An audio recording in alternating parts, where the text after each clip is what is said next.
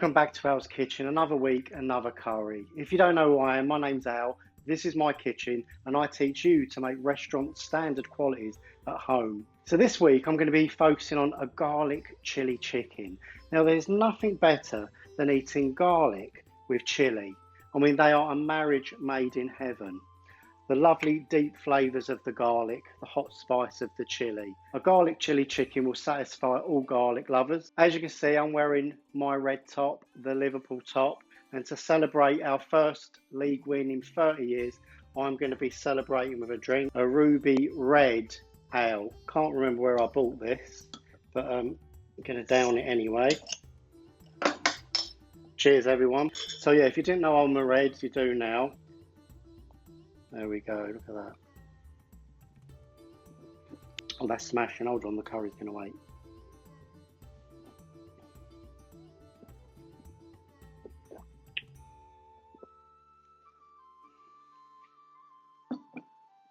Anyway, so back to the curry. So as I said, it's going to be a garlic chili chicken. And let me start off with the ingredients. So I have 4 cloves of garlic here. Finely sliced. You can leave it quite chunky, depends how you like it once it's in the curry. And I've also got a tablespoon of blended garlic paste.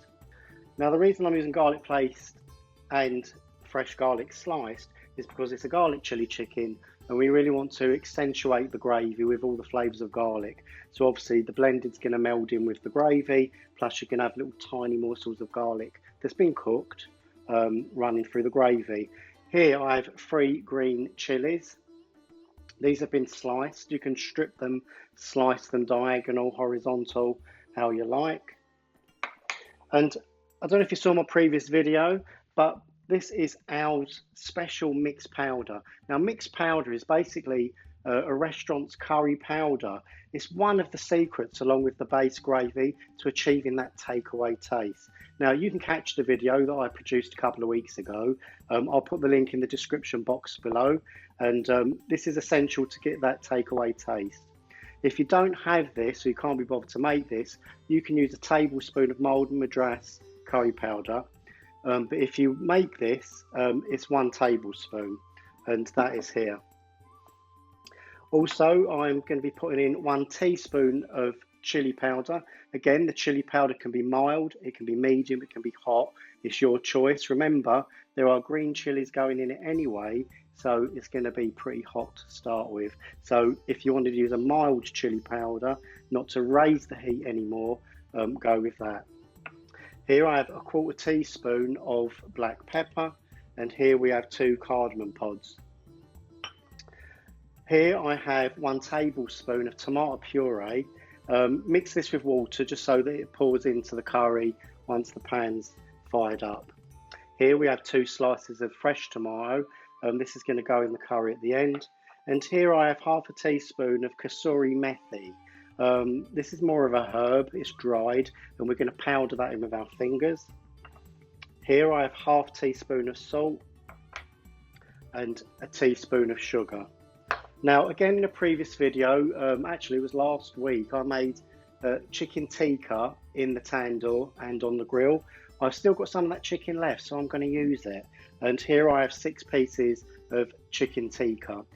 You can use just plain ordinary raw chicken that goes in the curry, just make sure it's cooked, or you can pre-cook the chicken and throw that in the curry towards the end. Here I have 1 small onion. Now I haven't finely diced this, I've left it a little bit chunky. I'll show you on the camera. And we're going to soften this down in the curry. You're also going to need some vegetable oil and the all-important base gravy. For those that don't know, base gravy is the secret ingredient that goes into 90% of restaurant curries, and it basically makes that takeaway taste. Now, curry lovers have probably bought all the famous chef's books, and you're doing the curries, and they're not coming out like the curries that you're used to in the restaurants, because they're authentic, and this isn't authentic. We call it BIR, which is British Indian Restaurant. It's basically a culture all of its own. It was formulated by Bangladeshi chefs for the UK palate, and these are the curries that we love and enjoy. Right, let's get on to the cooking. Right, so I'm going to add some vegetable oil. Now what I do when I add vegetable oil, pour it in, and you just want to almost cover the bottom part of the circle of the pan. This ensures that there's enough oil to cook out all the spices, the gravy, etc. So I just want to get that nice and warm. Okay, so once you've got the oil nice and warm, we're going to add the onion,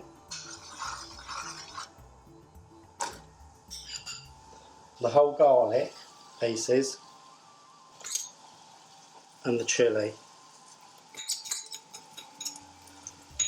Well, I use the back of the spoon. We're just going to soften all this down.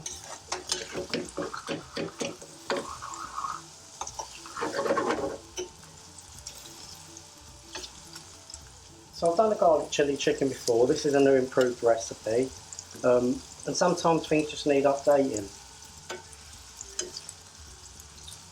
So I'm going to soften the onions down.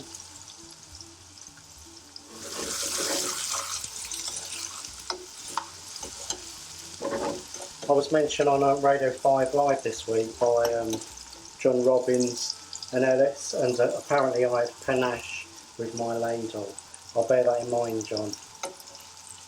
So you're getting on with your curries. Thanks for mentioning me on the radio station. It's much appreciated. You'll have to come over to the kitchen one time and I'll cook a curry for you and give you a masterclass one-on-one. We're going to add the garlic paste.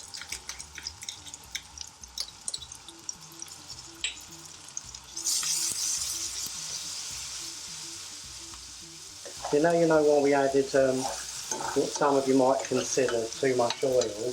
It's because things can burn without enough oil. Okay, so now we've added that, we're going to add the mixed powder and the chilli powder and the cardamom pods. I'll just mix those in.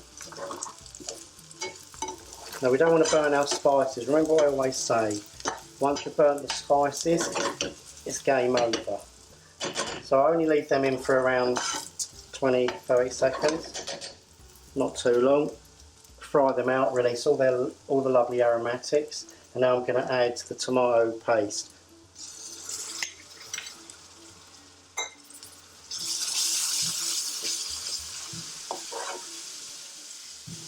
I mean, if you had smell-o-vision and you love curry, you'd be amazed at the smells that are already being generated by this curry. So we've got the onion getting soft, the garlic's cooking out, and I'm just going to add just a touch of base gravy. That's half a ladle,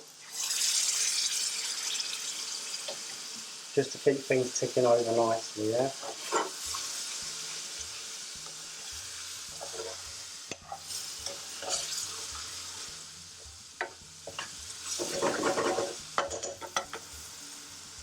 So I mean, it's looking pretty good already, wouldn't you admit? So my favourite curry is chicken dansak right now. It used to be garlic chilli chicken. I'll always have a garlic chilli chicken in a jalfrezi, like a little bit of spice. Anyway, cheers everyone.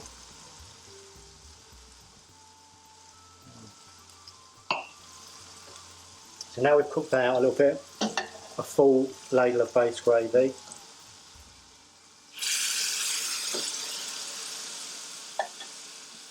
Turn that in.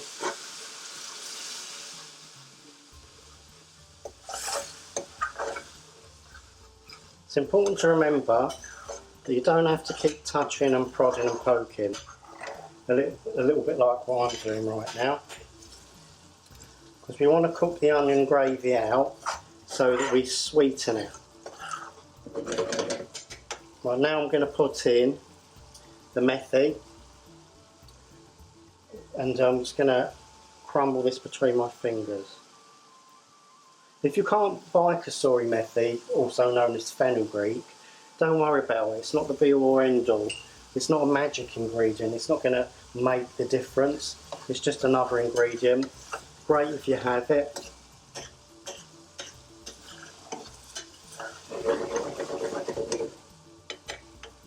So let's just cook this out for a little bit. So, after 30 long years, Liverpool have won the league. So, I've been supporting them for 38 years of my life now, going to games when I can. People often say, but you're a London guy, how can you support Liverpool? Well, Liverpool's an international team, at least I'm in England, at least I'm English, right? Don't understand the logic. Anyway, so back to the curry. Then add another ladle of base gravy.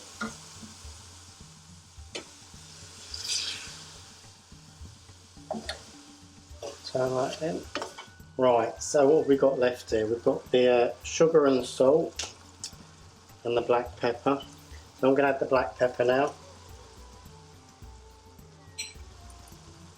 I tend not to fry black pepper in with the other spices. It's not much of a fry spice. So see what we're doing there by layering all the flavours of the different spices. They're all complementing each other.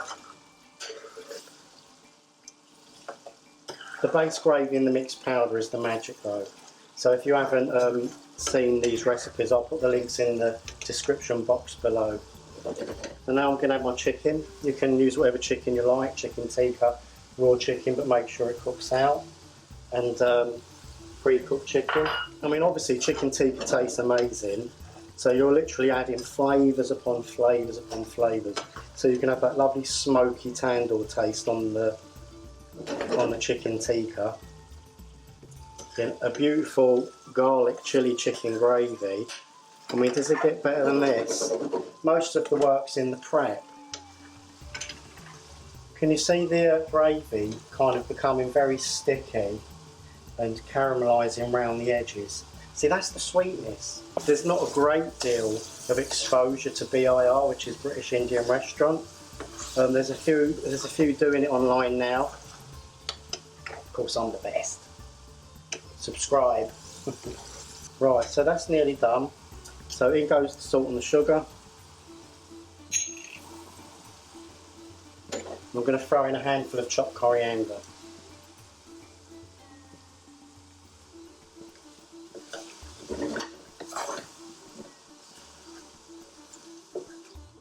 A nice thick, very rich, garlicky, spicy gravy in there.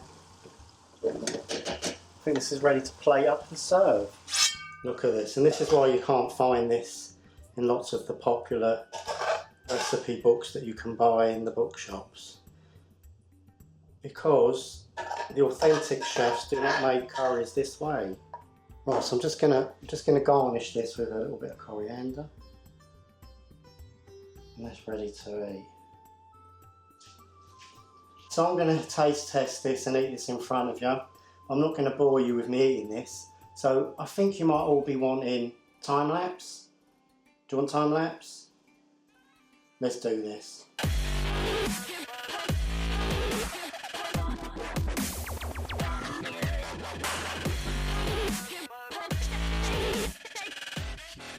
Right guys, I'm going to wrap it up here.